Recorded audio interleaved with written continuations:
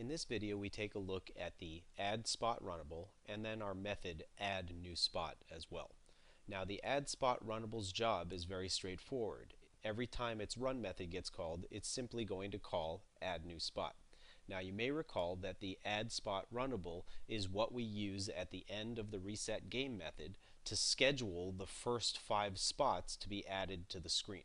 Remember, we use a handler's post-delayed method with the addSpotRunnable as the first argument to say schedule a new spot to be displayed on the screen at some number of milliseconds into the future, and the first of those spots was scheduled 500 milliseconds into the future, and the last was scheduled 2500 milliseconds into the future as we scheduled each of the first 5 spots in the game. So for each instance of addSpotRunnable that we scheduled for delayed execution, addNewSpot gets called, and addNewSpot's job is to create a new spot, get it on the screen, and set up and start its animation. Now the first thing we do in addNewSpot is calculate the starting and ending coordinates of that spot. And we do that by picking random numbers that account for the view's width and height minus the spot diameter so that we make sure we keep the randomly generated numbers inside the viewable area of the screen. So we don't want a spot to be partially displayed off the screen when it first starts animating, and we want to make sure that all coordinates we choose are within the bounds of the screen. So we pick our 2 random coordinates, then we get the image view that represents the new spot, and we do that by using our layout inflator to inflate the untouched layout, and that gives us back just a simple image view. That spot object, which is an image view, is then added to our spots collection so that we can keep track of that image view and interact with it later on. The next thing we do is set the layout parameters for that spot. And we do that by creating a new relative layout.layoutParams object, and this object allows us to specify the width and the height of that image view. So we're setting both of those to spot diameter, so effectively we're creating a square that represents the new spot on the screen, and inside of that square is where we will display our image that represents the spot.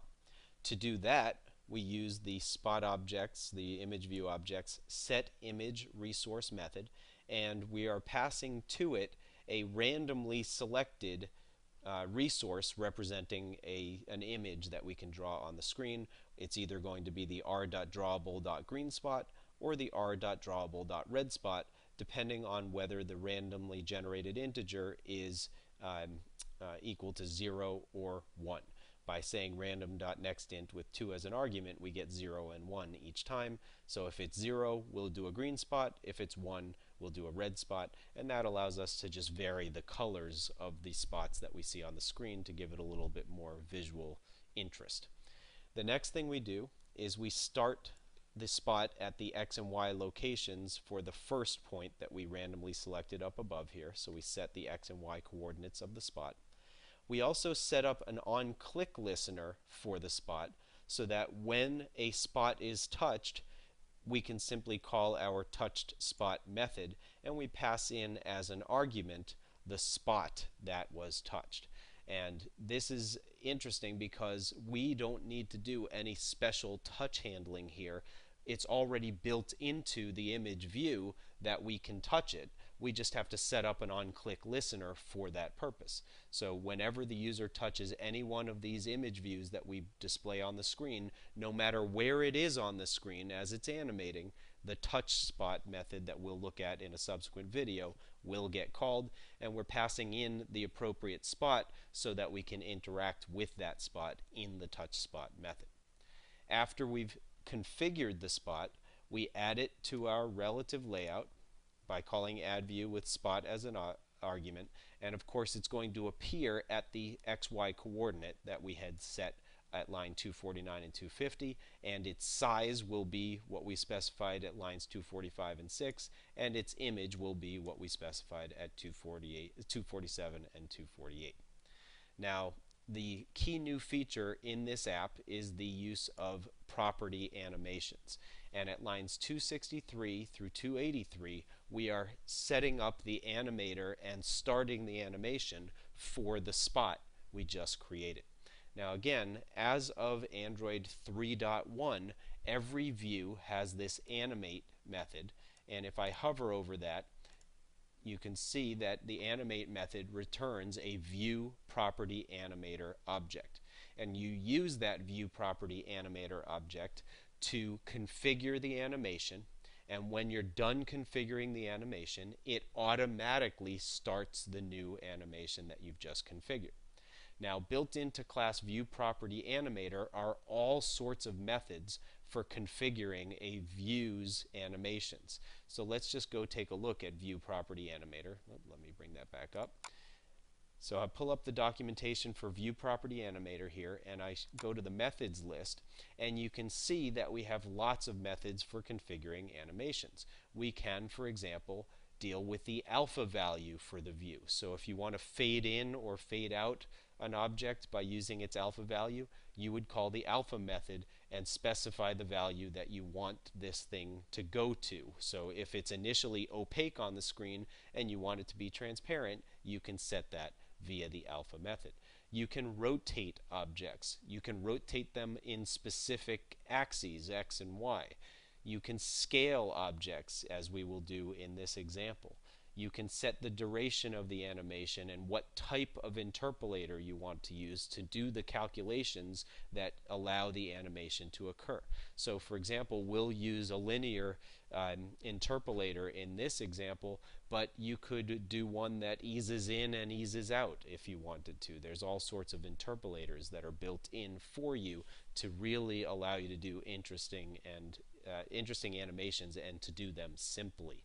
You can set the listener for your animator so that you can respond to various animation events, as we will do momentarily. And I'll just scroll through here to show you that there's a number of other methods as well. Translation is for moving.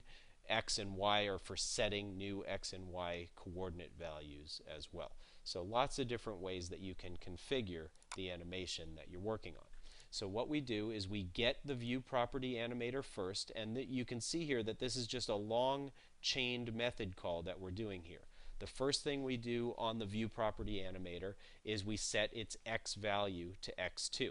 Now if I select X here and hover over it, you can see that the X method returns a view property animator, the same one that we're currently configuring, in fact. And the reason it does that is so that you can chain on the next call in the sequence. So we configure the ending X coordinate to be X2.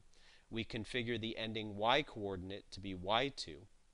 We configure the ending scale in the X dimension to be scale X, which, as you can see here, we had set to 0.25. And what that means is that the width of this image view that we're animating should go down to 1/4 of its original size when the animation ends.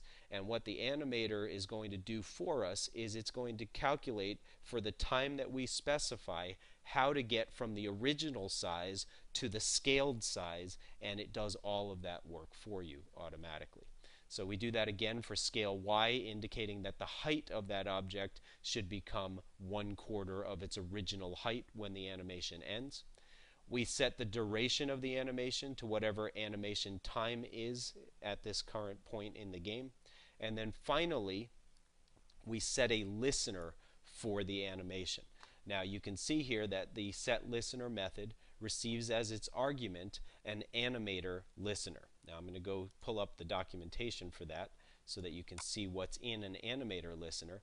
And you can see that we have events for canceling the animation, for when the animation ends, for when it repeats so that you can specify the number of times an animation occurs in the program, and also for when an animation starts.